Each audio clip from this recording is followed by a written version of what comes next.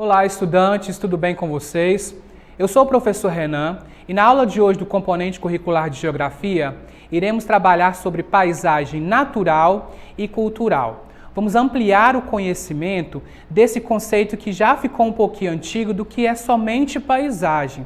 Normalmente, se eu perguntar para você o que é paisagem, você vai me responder, é aquilo que eu consigo ver, aquilo que é bonito. E hoje nós sabemos que esse conceito, ele já ampliou. Então nós temos diferentes possibilidades de perceber o que é uma paisagem.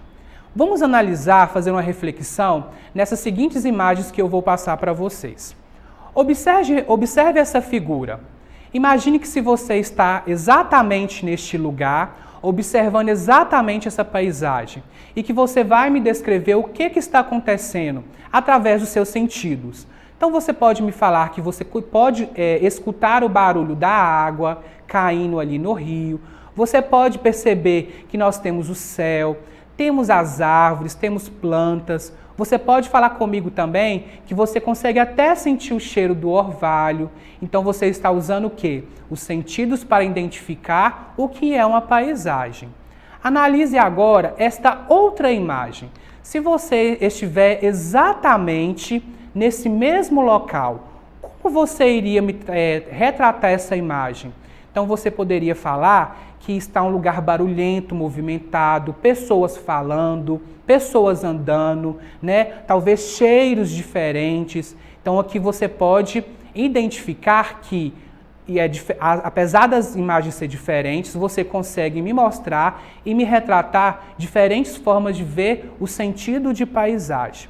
Então eu trouxe para vocês esse pequeno texto da Maria Luísa Fravetti, que ela traz retratando exatamente esse conceito de ampliação de paisagem. Vamos ler junto comigo. Percebendo a paisagem.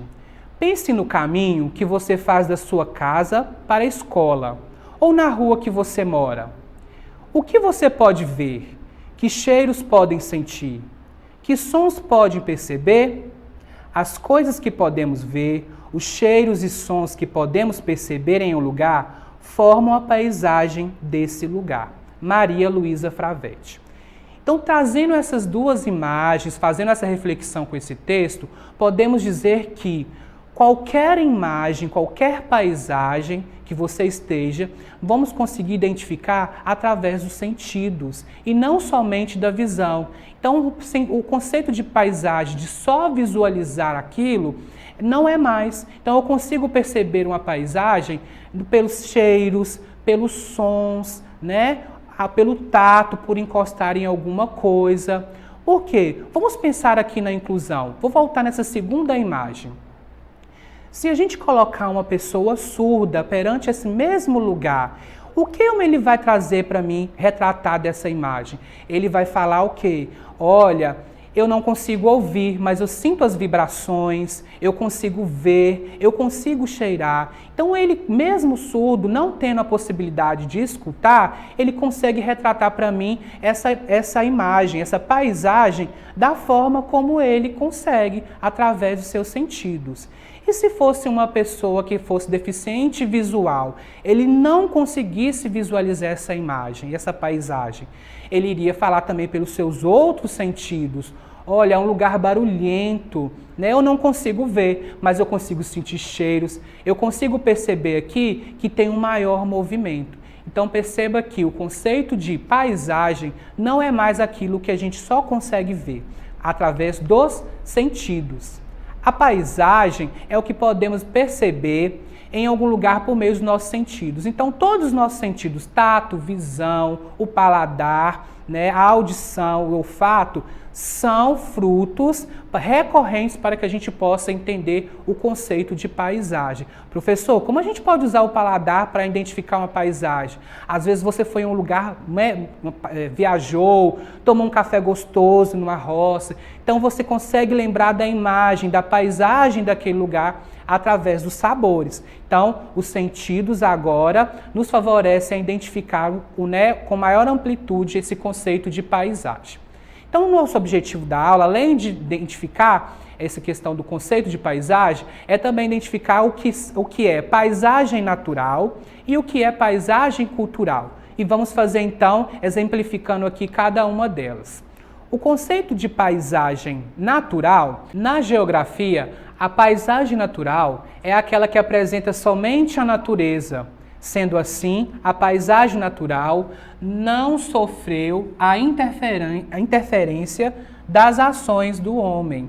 Então, identifique só, paisagem natural é todos aqueles elementos que vêm somente através da natureza. O homem não fez nenhuma interferência, como que? Modificar aquele local. Então, nós temos aí paisagem natural. E o que nos traz como paisagem natural? Quais são esses tipos de elementos? Os elementos naturais que compõem essa paisagem, eles vêm de diversas formas. Através de quê? Analise só. Pela hidrografia, temos os rios, mares, oceanos, lagos e lagoas. Também temos, para identificar a paisagem natural, através dos tipos de relevo, montanhas, vales, planaltos. Também temos a vegetação, florestas tropicais, savanas, desertos e também as geleiras. Colocamos também aqui como elementos naturais. Eles formam, compõem toda essa paisagem natural. Ao ver, por exemplo, um prédio, uma casa, aí já não é mais um elemento natural. Nós vamos ter o quê? Uma paisagem modificada. E eu trouxe para vocês imagens que ilustram essa parte da hidrografia. Temos aí os rios, os mares, cachoeiras, oceanos, temos aí também lagoas, lagos. Então, tudo isso é o que? Uma paisagem natural que vem da hidrografia. Também temos os tipos de relevos, montanhas, depressão, temos os vales, planalto. Tudo isso compõe o quê? A parte de paisagem natural.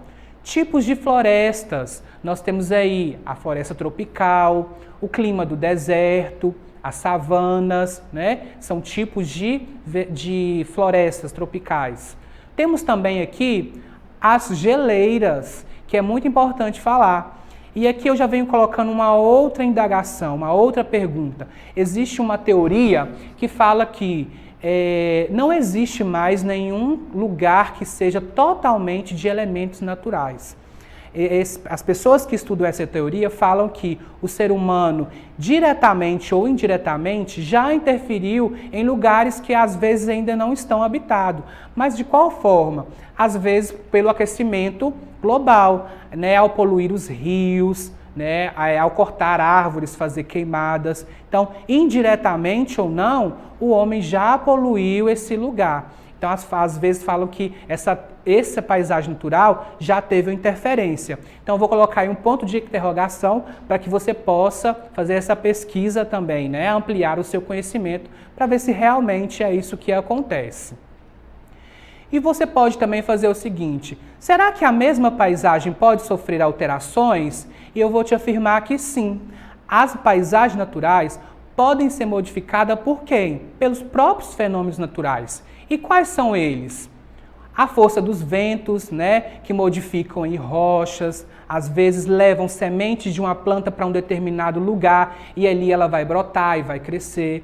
Então, a força dos ventos é um fenômeno natural que também pode fazer a modificação de uma paisagem natural.